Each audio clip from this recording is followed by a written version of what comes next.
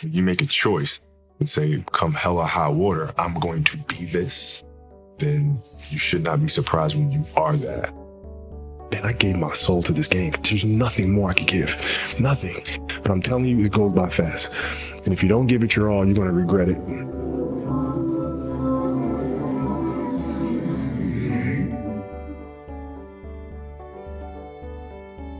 I love what I do. And it's as simple as that. What does love feel like for you? What does love feel like? So I think I describe it as a beautiful journey. You know, it has its ups and downs. Things are never perfect, but through love, you continue to persevere. And you move through them. You move through them. Through that storm, beautiful sun emerges. Right? And inevitably another storm comes. And guess what? You ride that one out too. So I think love is a certain determination and persistence to go through the good times and the bad times with the someone or something that you truly love. You know, I had a summer where I played basketball when I was like 10 or 11 years old, and I scored not a free throw, not a lucky shot, not a breakaway layup, 0 points. And I remember crying about it and being upset about it. And my father just gave me a hug and said, listen, whether you score 0 or score 60, I'm gonna love you no matter what. Now that is the most important thing that you can say to a child. Because from there, I was like, okay, that gives me all the confidence in the world to fail. I have the security there. But to hell with that, I'm scoring 60. There's a choice that we have to make as people, as individuals. If you want to be great at something, there's a choice that you have to make. We all can be masters at our craft, but you have to make a choice. And what I mean by that is the inherent sacrifices that come along with that. I had a purpose. I wanted to be one of the best basketball players to ever play. And anything else that was outside of that lane, I didn't have time for. So everything I saw, whether it was TV shows, whether it was books I read, people I talked to, everything was done to try to learn how to become a better basketball player. Everything. So when you have that point of view, then literally the world becomes your library.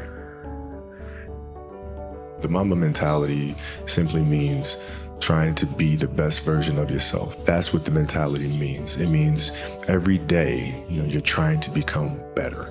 And it's a constant quest. It's an infinite quest. I want to be one of the best basketball players who have ever played. Okay, how do I get there? And every decision I made in my life was centered around the process of helping me eventually get there.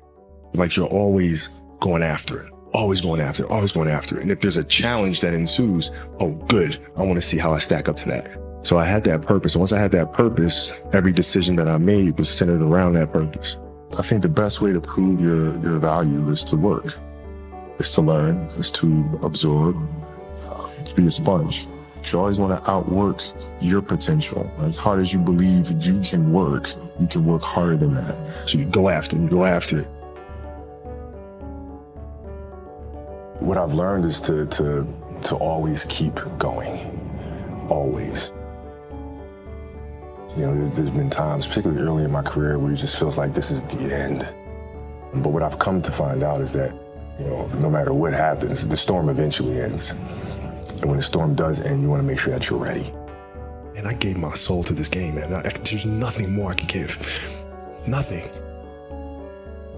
You guys know that, if you do the work, you work hard enough, dreams come true. You know that, we all know that.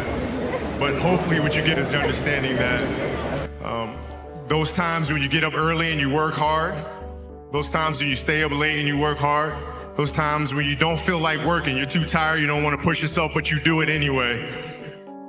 That is actually the dream. That's the dream. It's not the destination, it's the journey. Every kid, every person has the ability to put one foot in front of the other, right? So like if you're saying, okay, I'm going to climb Mount Everest, you're at the bottom of the mountain and you look up and you're going, I'm not going to climb Mount Everest, right? But if you break it down into sections and you just one foot in front of the other, one step at a time, next thing you know, you're at the top of the mountain. It's like as a kid, I said, I want to be the best ever. right? And now you go through your life and everything you do is try to be the best ever, be the best ever, be the best ever.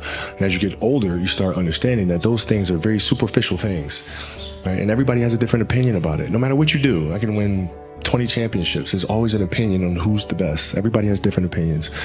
And so I started really kind of understanding maybe that's not the important thing. Maybe the important thing is to, how do we as a team grow? How do I help my teammates be better? So that was the first change for me. And then as I got older still, it became more about how are you inspiring others, right, to find themselves. That is the ultimate championship. How do you use your passion and use that to inspire somebody else to create their passion? And then how can they pass that on to the next person? That is true success. The lesson I cherish the most is how important it is to love what you do. Always seek out things you love and always work hard once you find it. You can't stop people from trying to limit your dreams, but you can stop it from becoming a reality. My mind can handle the grind, but my body knows it's time to say goodbye. And that's okay. You asked for my hustle. I gave you my heart. This is what we talk about all the time. You have a bump in the road, you fall, you get back up, and you go after it again, right? That's what we do.